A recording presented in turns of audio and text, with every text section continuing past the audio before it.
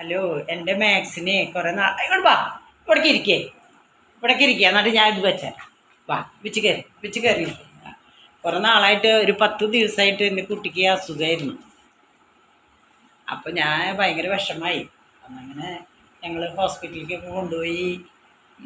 അങ്ങനെ കയ്യിൻ്റെ അവിടെ ഒരു മുറിവ് വന്നതാ. ഇവിടെ ഒരു മുറിവ് വന്നു കണ്ണിൻ്റെ അവിടെ. അവനിങ്ങനെ തോണ്ട് എന്താ ചെയ്തിട്ട് പിന്നെ അത് വല്ലാണ്ടായി. അങ്ങനെ ഒരു അമിത് ഹോസ്പിറ്റൽ തൃശ്ശൂരാണ്, അവിടെ കൊണ്ടുപോയി. മെഡിക്കൽ കോളേജിലേക്ക് പോണ വഴിയിൽ വളപ്പായ പള്ളി സമീപം ചൈന ബസാർ അവിടെ കൊണ്ടുപോയി മരുന്നൊക്കെ ചെയ്ത് 10 ദിവസമായിട്ട് ക്ഷീണത്തിലായിരുന്നു. അങ്ങനെ ഈ മുറിവ് ഉണവാക്കാതിരിക്കാൻ വേണ്ടിയിട്ട്, ഉണങ്ങാൻ അത് തൊടാതിരിക്കാൻ വേണ്ടിയിട്ട് ഒരു ഓയിൻമെൻറ്റൊക്കെ തന്നു.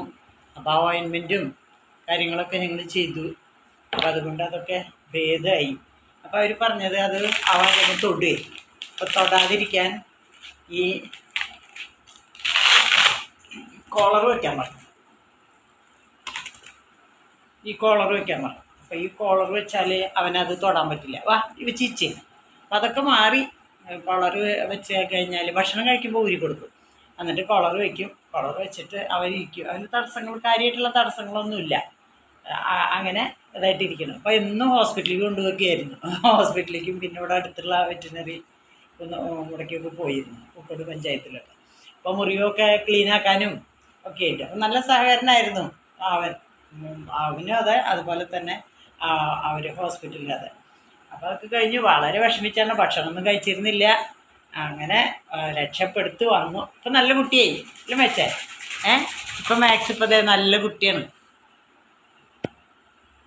നല്ല കുട്ടിയായിട്ട് ഇരിക്കുകയാണ് ഇപ്പോൾ മാത്സിനൊക്കെ ഇഷ്ടമായി. ആയോ വെച്ചിരുന്നോ ഷെയ്ക്കൻഡ്. ആയി ഗുഡ് പപ്പിയാണ്. ഇപ്പോൾ ഷെയ്ക്കൻ്റൊക്കെ തരും. മറ്റേതൊന്നും തരില്ല. വളരെ വിഷമത്തിലായിരുന്നു.